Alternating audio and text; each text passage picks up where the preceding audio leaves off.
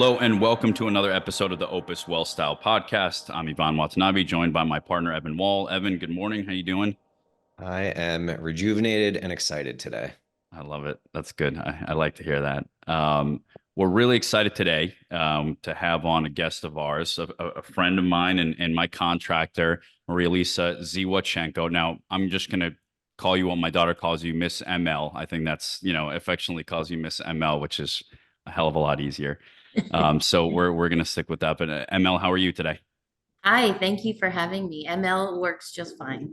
Perfect. Perfect. So, ML, why don't we're excited to kind of have you join the podcast today because all of our clients and friends and people in our community are always hearing nightmare stories about contractors, and it's really difficult to find a good one where you feel like you can trust them. And what are the things we don't know, and then it could potentially like cause people to not start a project because they're worried about it getting finished. I mean, we've all heard just like horrendous stories. So what I thought we would do today is just kind of share with us best practices of how to work with a contractor and those sorts of things, and we'll kind of walk through that. But before we kick it off, if you can just tell us a little bit about you, tell us a little bit about your business, where you're located, the name, kind of help us out. I am the owner and operator of Cyrus Contracting. We have been in business since 2009. My background comes from years of working in the commercial sector for numerous general contractors in New York City. Prior to that, I was in the Navy, in the construction battalion. I also studied building construction and construction management in college. So I've been doing this and I've been around this for 30 years now, which is, wow, mind blowing. My company, Cyrus, specializes in interior residential renovations. So that includes kitchens, bathrooms, basements, and additions. What I like to say differentiates us is that I've developed this newer model. It's not so much a new model, but it's not very well practiced in our area. And it's the kind of the design build model. So that means that the contractor is kind of the point person, the head person running the project. Traditionally, you would have an architect, a homeowner would go to an architect and say, hey, we're thinking about renovating our basement, and we're going to need a set of plans, and we're going to need a person to deal with not only the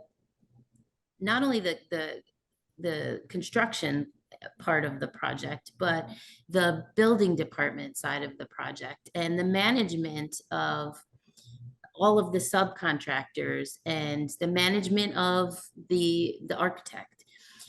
The architect would then go draw a set of plans and then come back to you with his initial set of plans, and you would okay them.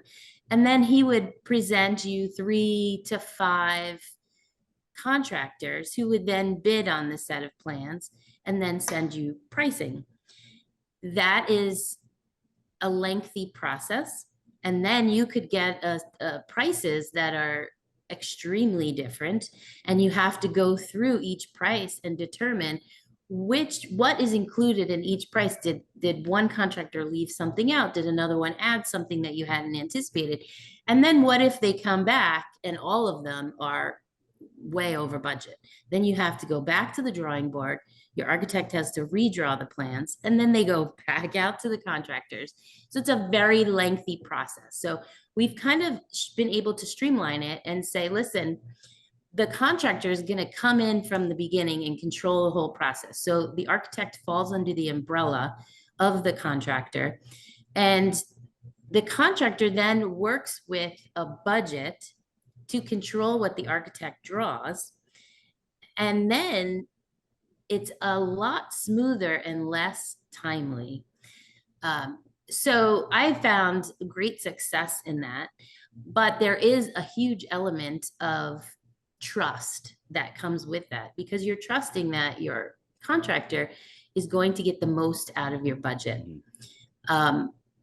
Speaking to that, there are the general ways that you could kind of vet your contractor. Number one, they should always have workers' comp insurance, general liability insurance.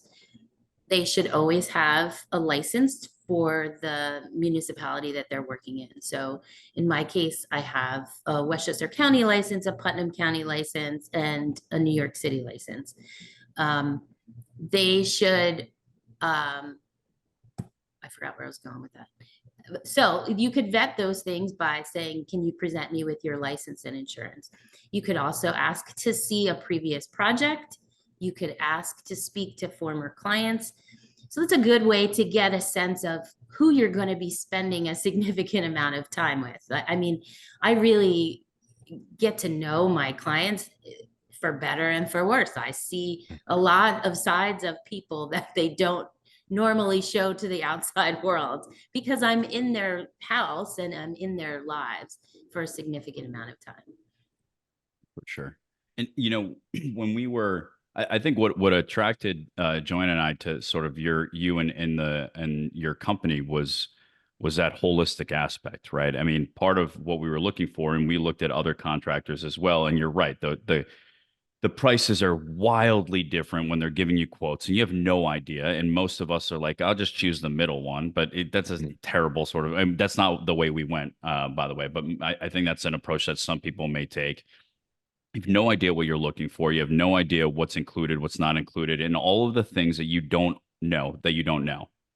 And I think that's really, really scary. And so for us, we talked to a bunch of our neighbors. We, looked at the work. The website was extremely helpful. So any contractors that are out there that don't have a website that, highlight your projects, that's wild to me. I don't understand how you get business without sharing some of the work that you've already done. So I think, that makes a ton of sense. But looking at the licenses and making sure that everything there is sort of up to code makes a ton of sense. Yeah. And just to speak to that really quickly, there are different projects and different contractors that suit each project. So if say you were going to do like a closet renovation, I wouldn't be a good fit for that. You could possibly use kind of a handyman or kind of a guy with a truck who runs his own business and does the work himself, which is a totally different business model than I have. And he may not be a good business person because he's good with tools and he's good with building.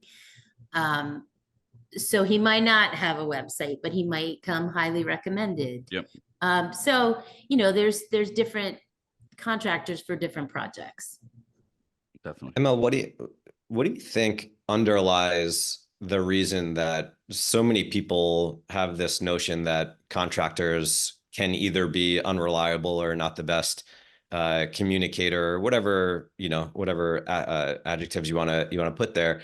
And kind of a second question to that is, what are best practices? What can we look for when interviewing contractors or looking for contractors that's going to make it a good fit for the individual? I think part of that lies in what I was just talking about, kind of the guy with the truck. Typically, people who are skilled in construction may not have the business skills to put forth and present themselves well.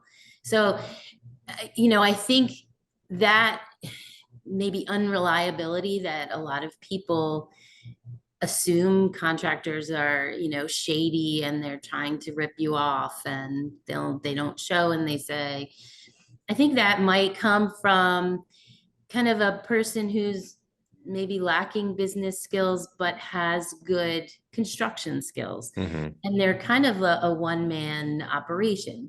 So when you have multiple people running a project, that disperses the responsibility and kind of upholds people to what they say they're going to do.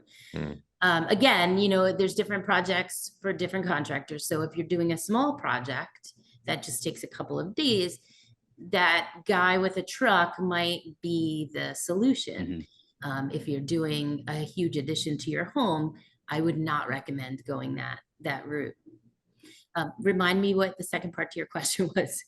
No, that was it was, Okay. you know, what are the best practices of looking for the right fit to avoid something like that so you don't fall into this frustration trap?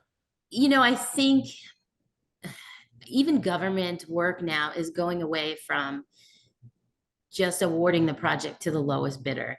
I think that you have to throw out that notion of I'm going to go with the cheapest person. When you interview contractors, you should choose somebody that you feel comfortable with, Mhm. somebody that you feel like there's a level of trust kind of right off the bat. It really can't be about price. I mean, you you get what you pay for. So if you're going off the lowest price, then you can assume that there's going to be something kind of lacking in a general sense. Sometimes it just happens to be that the prices are closer together, or you know, if you really love the cheapest contractor, you feel like you can trust them. I'm not saying don't go that way, but I feel like it shouldn't just be about price. Yeah. Yeah, there's a lot Yeah. to be said about the trust, which is just intuitive, right? Who's to know, right? Absolutely You speak to intuitive. someone Yeah. for 20 minutes and you just got to take a guess, but you know, you Yeah. do your best.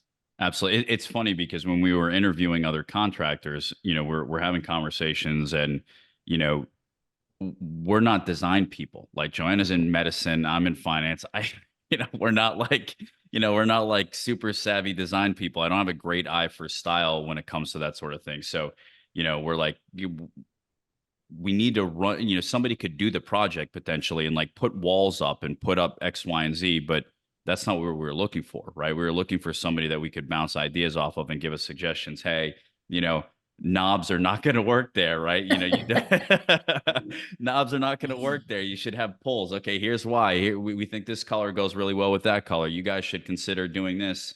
You know, you probably haven't thought about this. So I think that back and forth in actual like design work was extremely valuable for us, not just putting up, you know, whoever can bid out the cheapest walls and put, you know, up sheetrock, right? So that was really, really important to us when we were doing, you know, a space as large as our basement. It's funny, I sent a friend of mine a recent video of the project because he's into that sort of stuff, and he's like, "Oh, nice. Did you hire another designer, you know, to do it?" I was like, "Or did you guys do it yourself?" I go, "No, no, you like our contractor is our design person. You know, we didn't have to go to somebody else because we knew we were gonna, if we found a contractor that simply would put up the walls, we'd have to go hire another designer to come in and do that same work. So it was helpful for us to be able to find somebody that really kind of did everything for us, for sure. ML, what do you look for in clients? Yeah, Right. that's a good question. If you're, you know, when you're having this conversation, I'm sure it's not a one-way street. Like I'm other than, you know, you want to work with nice people, I'm sure, but what do you look for? Oh, I could speak to this question Go for on, go quite on. a long time. Just pretend Yvonne's not here. Yeah, exactly. Iván is fabulous, by the way. Even sure. Pedro the other day said to me in his broken English, all projects should be like this one. Ah, nice. Nice. So I think the first thing that is a kind of big, huge red flag is when people call me and right off the bat, they're speaking to, well, how much is it going to cost me? Well, you know, I only have X amount of dollars for this. It's impossible for me to judge what your project is going to cost from a phone call, or even from looking at a set of plans. I don't know. I have to meet you. I have to know your goals. I have to know what we're working with. How far away is the home away from the street? How easy is it to get a dumpster there? You know, all of those variables are impossible for me to shoot a number off the top of my head. Mhm. I couldn't even give it a range at that point. So that's a huge red flag when they're talking about cost and cost only right off the bat. Mhm. Huge red flag for me. And then, you know, secondly, I think there's a level of expectation. So I have to be sure that I present people well with the expectations of how things are going to work. I have, you know, people who think, well, if your tile guy is charge, you know, how much is the tile guy charging? If he's charging $2,000, then I'm only paying $2,000. So it does, you know, there is a level of, you know, markup that I have to put on every subcontractor and typically materials, because that's how my company makes money. So a lot of people don't understand that, and they think that, well, if you're just managing them, well, I could pay them direct, or I only expect to pay what they're charging. And that's not the case as well. Additionally, there are different types of construction contracts. There is a cost plus contract, which has like a set markup so that you can expect to pay 1.x on each receipt that comes into the project. There's a lump sum contract, which is most often used. The lump sum contract is the contractor presents the price, and then the contractor kind of owns that price. So if there's a change to, so say the painter has changed his labor rate, and you know, when you bid the project and when you go to perform the project, the painter's cost has gone up X amount of dollars, the general contractor owns that at that point, because the lump sum bid dictates that I own it. So I think it's important to know what type of contract you're getting into prior to starting the project, and to understand that there are hard costs and soft costs, and you know, maybe not all of it is transparent, but you should understand it still nonetheless. You know, another thing, and I had sent Iván kind of this list that I'm working on with Northern Westchester Connect magazine, because they've been asking me the same questions, and we're going to do an article about it. And it's kind of a list of what to expect from your contractor. Mm-hmm. So, you know, some of the things on the list are like, expect that we're going to take before and after pictures. And if, you know, if you have a problem with your pictures being on social media, please let us know and we'll withhold them. Expect that communication will flow through email and text messages. Who do you want to be on that text group? Expect that if there's a change, we'll present a price prior to, and expect that it's approved or denied prior to that work starting. You know, expect that you should probably have like a 10% reserve budget, because things do often change. I always try to tell people that, but with the caveat that 99% of those changes are what the homeowner wants. It's not necessarily like stuff that we uncover. And that's just because as the project evolves, different ideas pop up. You know, expect that the project manager or lead isn't there throughout the 8-hour day, but checks in, you know, things like that. So I hope that that's kind of, you know, going forward, I will present that list to my potential clients, but I hope that that kind of sets more expectations realistically. Yeah. I think one of the things that Joanna and I tried to do really well with the people that built our home, our builders, and with you and sort of everybody that we work with, is try to get back answers fast.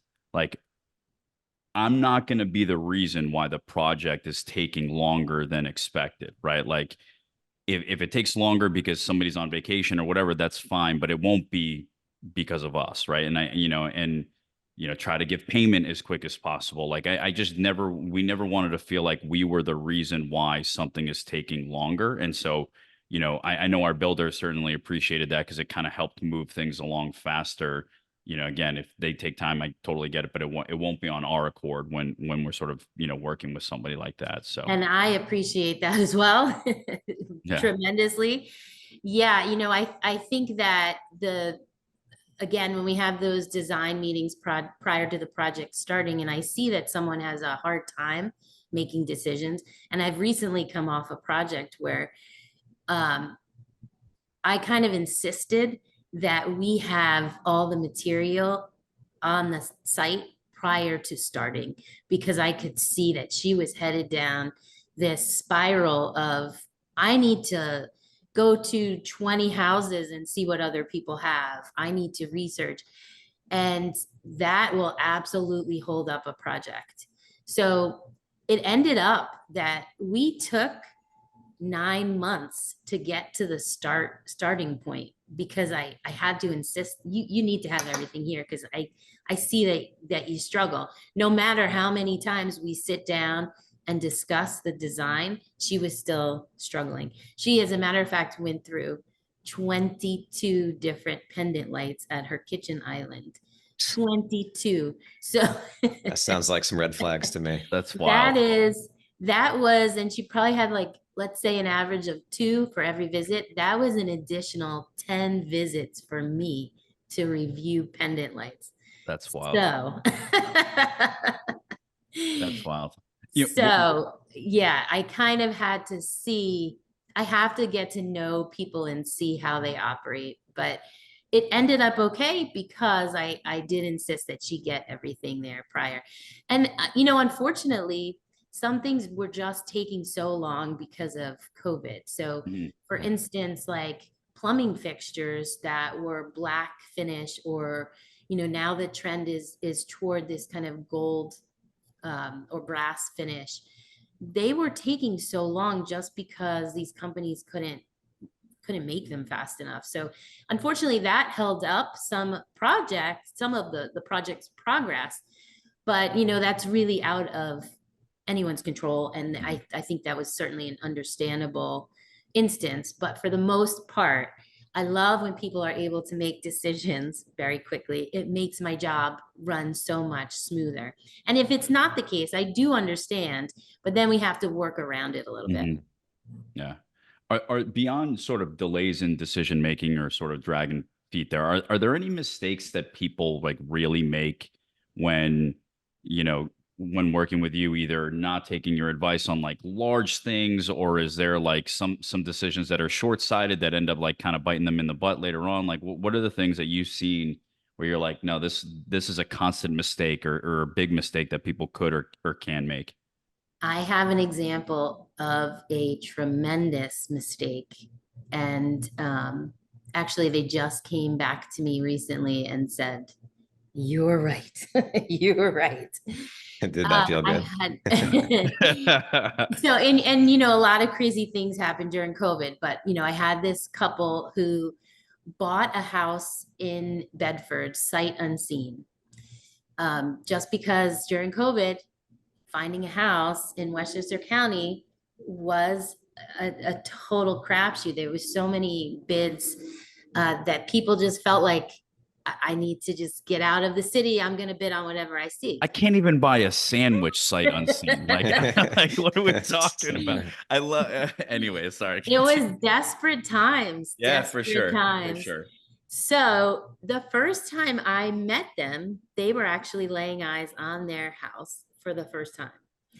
And they knew just from the pictures that there were a significant amount of renovations to make. So I worked with them on this design builds project. And during the project, there were some HVAC kind of rework. It was kind of a rework that we had to do. And I brought in, they were very knowledgeable, and they had a lot of great questions. So what I did was arrange for multiple meetings with 3 different HVAC contractors that I used. All of them pretty much had the same thing to say, the same system to recommend, and they were roughly the same cost. So I really left it up to them as to who they wanted to use. In the meantime, they went to kind of one of these bigger plumbing and HVAC contractors in our area, and the salesperson sold them on a system that had a lot of tax rebates. And when they presented it to me, I said, that sounds too good to be true. I went back to my HVAC guys and they said, that's really for a commercial application, not a residential. They're gonna get stuck because they might not have the electrical capacity to feed these units.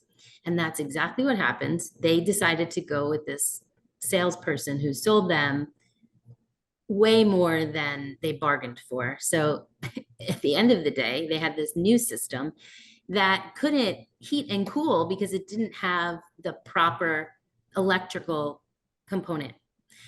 So they had to go back to the company and insist that they provide an electrical upgrade. Now, an electrical upgrade would cost about $30,000.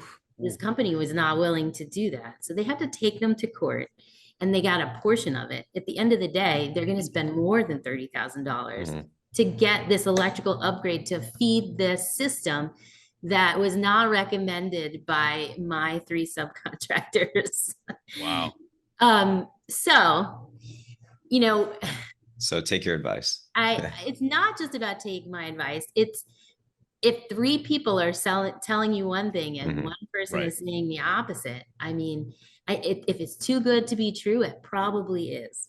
It probably is. ML, you mentioned earlier the 2 contract options of lump sum and was it cost plus? Is one always better than the other? Depends on the situation. How do you think about that? Or how should clients think about that? Like I said, lump sum is more widely used. Cost plus it's beneficial to the contractor, absolutely, because there's no risk involved. So it's basically like I'm taking all my receipts and I'm telling you you're paying 21% on top of those receipts and I'm collecting money. So no incentive to keep costs down or anything like that. There's no incentive to keep costs down. So it's just not often used. If someone really wants to see all of the intricacies and costs of the project, that might be for them. In my experience, I've done it once. And it was because the person I was working for was a designer and she wanted to control more than a typical client. It did not benefit her. It did not benefit her other than seeing all of the costs straightforward. She would have been better off using a lump sum contract. Yeah, it seems less in partnership than sort of, you know, that type of relationship. So it works for us. One of the things that, you know, we're constantly thinking about, especially as what we do for a profession, is sort of like how do we make the changes in the projects sort of have the best ROI for our investment in this house, right? So I know you had shared with us some things that you've seen as particular trends, but if you can share with the listening audience some things that you see, at least in the Westchester area, or you know, wherever else, but what are the best ways or spends that you think people can make on their homes? Yeah, so I shared with you kind of this chart that I follow yearly, and it shows where you put money in your house that produces the best return.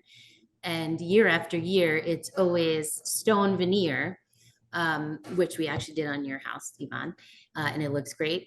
And I think that speaks to kind of the curb appeal aspect. So when you go to sell your house, people love that curb appeal. And when they see stone, it's like a huge bonus. Additionally, always topping the list is kitchen and bathroom work. Of course, kitchens and bathrooms sell a home just because people don't want to go through the headache of remodeling those prior to moving in. So an updated kitchen with, you know, nice quartz countertops, that absolutely will sell a home. You know, just to speak to that a little bit, some people get very creative and do very different things. You know, a person might like purple cabinets, but when they go to sell their home, that might not benefit them. So you kind of have to weigh what is going to suit me and what is going to suit a future buyer. What am I going to get? How can I get the most out of this? Another thing that I encourage people to think about is I often get a lot of calls about repainting or resurfacing cabinets, and I absolutely think it is not worth it. So if you have cabinets that are 20 years old, even if they're of great quality, to refinish them correctly is very expensive. So the way cabinets are finished, they're produced in a plant. They get a high heat spray finish. So to replicate that in an existing kitchen is very difficult. We use highly toxic chemicals. We have to ventilate while we're doing it. So it ends up being an expensive process. And because the cabinet industry is so flooded, the cost of cabinets has actually come down significantly. So I always encourage people to scrap the idea of trying to do a refresh, because in the end, I think you will get so much better of a product and so much better return on your investment if you just maybe hold off a couple of years and save enough to redo the whole kitchen. And, you know, again, there are bells and whistles that have been developed in the past 20 years, like soft close hinges, soft close drawers. I mean, that's a really nice luxury that you're not going to get if you just do a quick refresh, like doing paint the cabinets, do a new countertop and backsplash. You're just not going to get a big enough return on that. So I always encourage people to think like it's not just about like, how can I do this quick and easy? It's about getting the best bang for your buck. That's great. And, you know, when one of the things that we've constantly talked about, and we've talked about this, right, is, and don't worry, town of Lewisboro, we submitted permits. Okay. So don't come after me. Whether or not work should be done with or without a permit, and do contractors take jobs where somebody's not submitting a permit? Like, kind of walk us through the benefits or maybe the downsides of doing it sort of the proper way. Again, we're not recommending either one for everybody out there listening. Do it the right way, but you know, that is a conversation that happens often. It happens every day. I always try to prep people with the premise that getting a permit is meant to protect you as the consumer and me as the contractor. So it's a level of protection. It means that you got the work done in a way that's up to code, and I, as the contractor, got paid for said work. So it's you know, a level of protection that everyone needs or should feel comfortable with. That being said, the hard and fast rule used to be that if you were putting a sink where a sink was, you didn't need a permit. If you're replacing a light where a light exists, you don't need a permit. I have found that these towns have gotten maybe a little bit greedy and then have viewed permits as a source of income. So if you call and ask, hey, town of Lewisboro, do I need a permit to gut a bathroom and replace it with, you know, every plumbing fixture is in the same location? They will say yes. Well, I'd say maybe 9 out of 10 times they'll say yes. But it really, if you're putting like for like, in my opinion, it doesn't really require a permit. If you're adding a bathroom, if you're adding a bedroom, if you're adding any kind of square footage, if you're finishing any kind of square footage, new plumbing, new electrical, you should pursue a permit. What can happen if you don't? So say for your basement, Yvonne, we didn't pull a permit, we did all this work. What can happen is that when you go to sell the house and your potential buyer raises a red flag and says, hey, you know, we checked with the town of Lewisboro and it says that your basement is unfinished, but in fact, it's finished. The town can then require you to get a permit and get approved. And it's called a legalization process. And that is such a pain in the butt. You're going to lose your potential buyer. So you don't want to go that route. You don't want to have to go back and legalize. If you go legalize, you have to then hire an architect. You have to then rehire a plumber, an electrician, HVAC. They have to, and they may have to take some walls down to make sure that everything was done according to code. So best to always get a permit. And if there's a question, maybe just ask the local municipality or me, and I can give my best opinion. Appreciate it. Now, ML, where can the listening audience sort of find out more about you, find out more about the company, find out, other good contractors? Where would you recommend that happen? So in Westchester, I would suggest going to the Westchester County Consumer Protection Department, and they hold all of the licensees for home improvement contractors in Westchester County. So I think that's a good place to start. Facebook has been amazing. So there are a lot of mom pages, a lot of local pages. So if you go on to one of those local pages and say, who's had a good experience with renovating a kitchen, that feedback is priceless, because it's your neighbors giving you their best recommendations.